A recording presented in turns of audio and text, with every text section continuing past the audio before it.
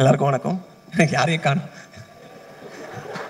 நான் எல்லாரும் முன்னாடியே பார்த்துட்டேன், பின்னாடி ஓகே மாறி ரொம்ப சாரி. ஆக்சுவலாக நிறையா பேசணும்னு நினச்சேன். அப்போ மிஷ்கின் சார் பேசின உடனே டோட்டலாக பிளாக் அவுட் ஆயிடுச்சு.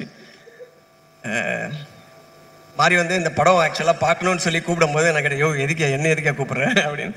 இல்லை நீங்கள் வாங்க இந்த படத்தை பற்றி பாருங்கள், பார்த்துட்டு எப்படி இருக்குது சொல்லுங்கள். சரி ஓகே அப்படின்னா, அதுக்கப்புறம் உங்களுக்கு என்ன தோணுதோ அதை நீங்கள் வந்து சொல்லுங்கள் அப்படின்னு. இல்லைன்னா நீ எழுதி கொடுப்பீங்களா அந்த மாதிரி கேட்டேன். இல்லை நீ என்ன சொல்கிறத பேச அப்படின்னு சொல்லிட்டு அதுக்கப்புறம் போனேன். நான் வந்து ஆக்சுவலாக படம் பார்க்க போகும்போது மாறி படம் எல்லாமே ஒரு எமோஷனல் லேண்டிங் பயங்கரமாக இருக்கும். கேட்டேன், ரூமில் சாத்தி வச்சு அளவிடுவேன் என்ன அப்படின்னு சொல்லி. பட் ஆனால் வந்து இது என்னோட பயோகிராஃபி தான் அப்படின்னாரு. எனக்கு அதுவே ரொம்ப இன்ட்ரெஸ்டிங்காக இருந்துச்சு. பரவாயில்லையே, அவரோட பயோகிராஃபி எடுத்திருக்காரு அப்படின்னு சொல்லி. சரி, அப்போது ஆள் பார்த்தா நான் இப்போ படம் பார்க்கறது வேறு, நேரில் பேசுகிற மாதிரி வந்து கொஞ்சம் வேறு மாதிரி இருக்கும். நான் எப்போவுமே கொஞ்சம் ரொம்ப சீரியஸான ஆள் போல இருக்குன்னு நினச்சேன். ரொம்ப ஜாலியான ஆள், ஒரு மாதிரி சீரியஸாக இருக்காப்புல. ஸோ வந்து சரி ஓகே, இவரோட இதுனா அது சின்ன பசங்கன்னா பார்த்தாலே தெரியுது ஏதோ க்ரைம் தான் லைட்டாக வாய்ப்பு இருக்குது சொல்லி அங்கே போய் படம் பார்த்தா படத்தில் வந்து அப்படியே பொறுமையாக ஆரம்பித்து அந்த ஃபஸ்ட் இடத்துல இந்த டீச்சர் கர்ச்சீப் எடுத்தாப்புல. ஆக்சுவலாக பார்க்கும்போது அந்த வாழை மரம் எல்லாம் தூக்கிட்டு போகிறது, அந்த வாழைக்கோலெல்லாம் தூக்கிட்டு போகும்போது ரொம்ப கஷ்டம் அந்த மாதிரி இருக்கும்னு நினச்சேன். ஒரு பெர்ஸ்பெக்டிவ்ல பார்த்தா ரொம்ப கஷ்டப்பட்டிருக்காப்புல போல அப்படின்னு நினச்சிக்கிட்டே இருக்கும்போதே அந்த டீச்சரையும் அந்த பையனையும் பார்க்கும்போது டேய் ஜாலியாக இருந்திருக்க அந்த மாதிரி எனக்கு வந்து டோட்டலாக நான் அந்த கதைக்குள்ளே போயிட்டேன். அது பார்த்தா எல்லாமே அதுக்கப்புறம் எனக்கு அந்த லைஃப்பில் ஆக்சுவலாக அதை பார்க்கும்போது வந்து ஒரு சைடு அதில் இருக்க கஷ்டங்கள் எல்லாமே அந்த எமோஷன் எல்லாமே புரியுது. பட் அதர் சைடு வந்து ரொம்ப சந்தோஷமாக இருந்திருக்கு.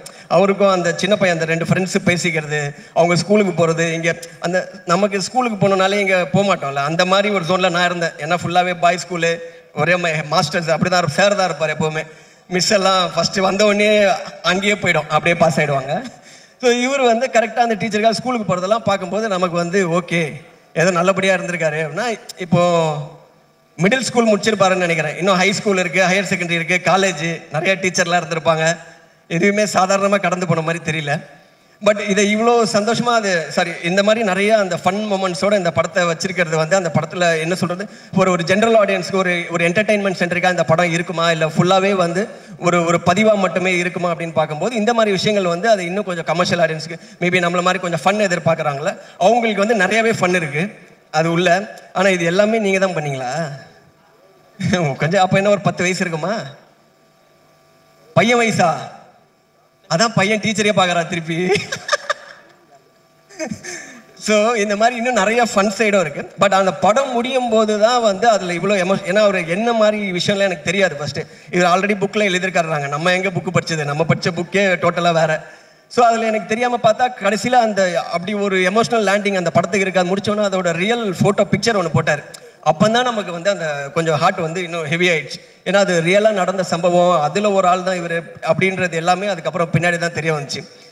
பட் அந்த சோகத்தோடய வெளியில் வரும்போது திருப்பி நான் டீச்சருக்கே போயிட்டேன். அதனால் எனக்கு ஹாப்பியாக கட்டி பிடிச்சி நல்லா இருந்தது.